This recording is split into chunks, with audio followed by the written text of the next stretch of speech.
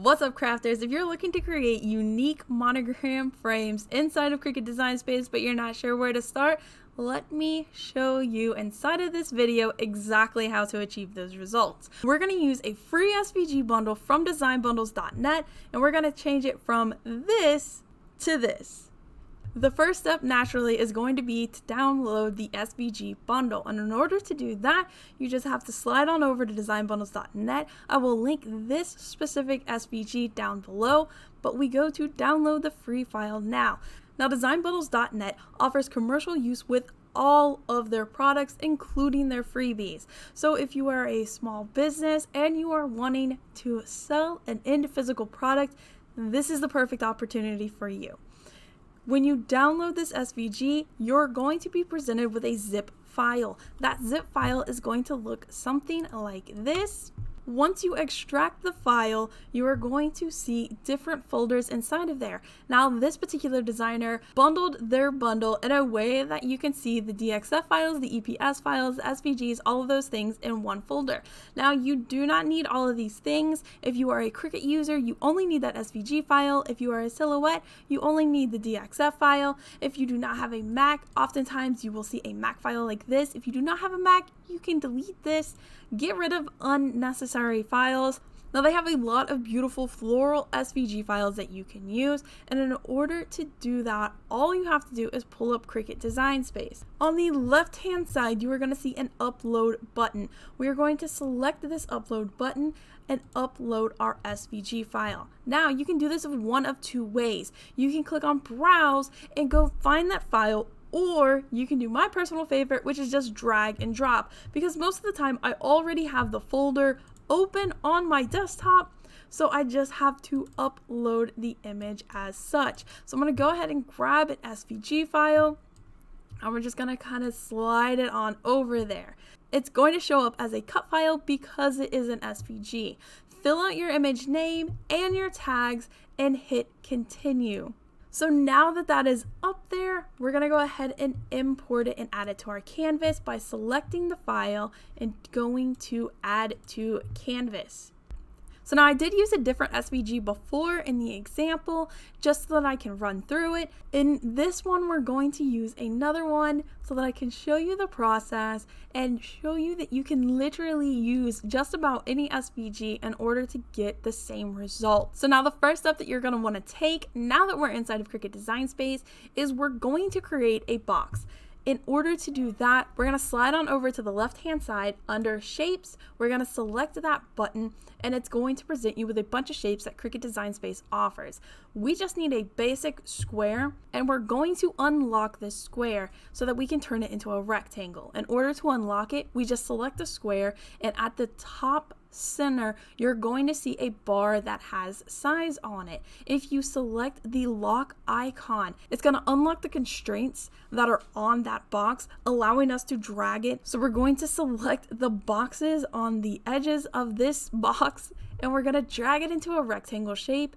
I'm going to go ahead and turn this white so that I can see everything and exactly what we're looking at, and I'm just going to drag it until I'm happy with the result. So I'm happy with how this looks. What I'm going to do is I'm going to select this rectangle and duplicate it a couple times because I'm going to need something like this for the edges of our monogram, and I'm going to go back to our original. I'm going to select the flower and the rectangle, and we're going to go ahead and slice this out. Now, what this is going to do is it's going to take everything that was behind that box and it's going to cut it out so that we can delete those contents. So let's go ahead and delete everything that was behind there. I'm going to hide this. So now that we've cleared out the very center of this graphic, we need to separate the top and the bottom.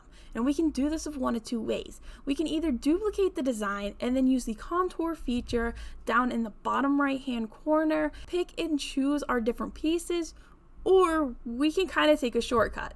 And I'm one for shortcuts, so I'm going to show you that one. So we're going to take one of the boxes that we duplicated earlier, we're going to unlock it once more, and we're going to stretch it out around our graphic, just the top portion. We're going to go ahead and select both of those things, right click, and hit that slice button again. Now what this has done is it has cut out our top flower and our bottom flower. You can drag these so that you can see it. Let's go ahead and get rid of this back piece because we simply don't need it anymore. So now that we have our flower, the top and the bottom, into two separate sections, we're going to take one of those boxes that we duplicated earlier and we're going to shrink it just a little bit to kind of match the same consistency in the lines that our flower decal has right now. So selecting that box, we're going to unlock it once more. Now, depending on how big the graphic is that you're working with, it might look a little different. So don't stick to the sizes and stuff that you're seeing on my screen. Really judge it based on your personal preference and what you're looking at. Given that the design itself is such a delicate little flower, I think I'm gonna stick with this level thickness. What we want to do is create that same bar for our bottom section. So we're gonna go ahead and copy and paste that once more. And I'm gonna line everything up center. In order to do that, we just select everything that we just created, go to the align feature in the top middle portion of the screen.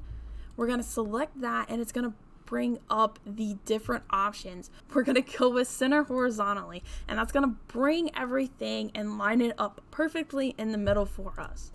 Now, seeing this now all put together, I think that these might be a little thick. So what I'm gonna go ahead and do is, using the arrow keys, I'm gonna adjust it.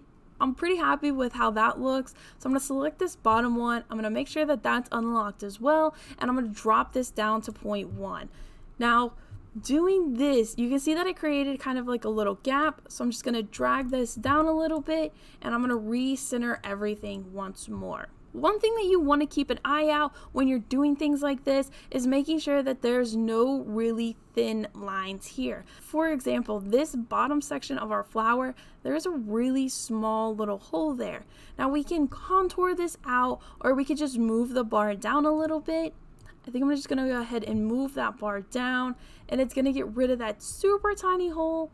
And I'm happy with this. Now that we have our four pieces, we're gonna go ahead and weld the top ones and the bottom ones. This is gonna create a seamless cut. Now, if you were to attach everything together, your graphic is going to cut out the flower and the bar as two separate things, and we don't want that.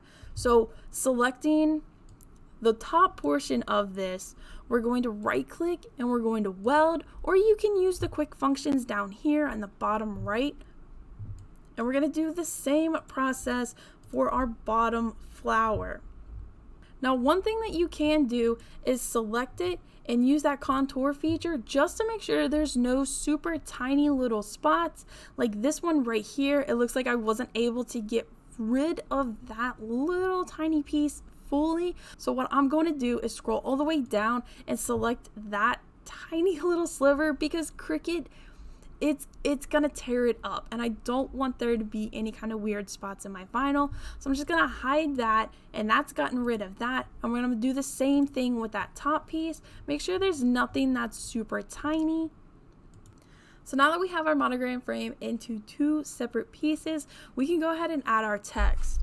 To do that, we go to the left-hand side and we select the text button, and it's going to populate just the default text. And in order to change that, we just select that text itself and we go up to the top left corner-ish and we scroll through our fonts. Now, our fonts are going to be categorized into three different things. You have all, which includes Cricut Design Space, their Cricut Access program, and your system fonts. You can change it to just see in your system fonts by clicking system at the top. It will highlight a green text color so that you know that you're in the right spot. This is everything that is on your computer personally.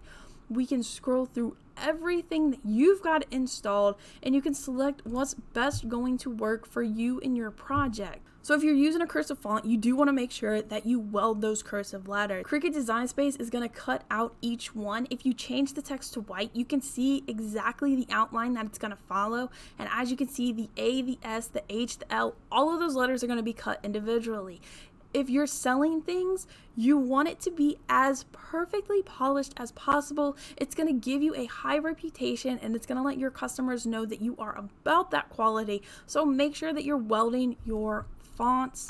when I weld it, you can see now that the font itself, everything is along the outside, and those cursive letters are no longer overlapping, and it's not going to cut out each individual letter. And if you want to take it a step further, I suggest you check out this video here where I show you how you can use the contour feature to take designs like this and fill in those empty spaces, giving you a colorful illustration that is going to increase your personalization abilities and really set you out among the crowd of Cricut crafters. I hope that you guys found this video helpful. Until next time, crafters, bye!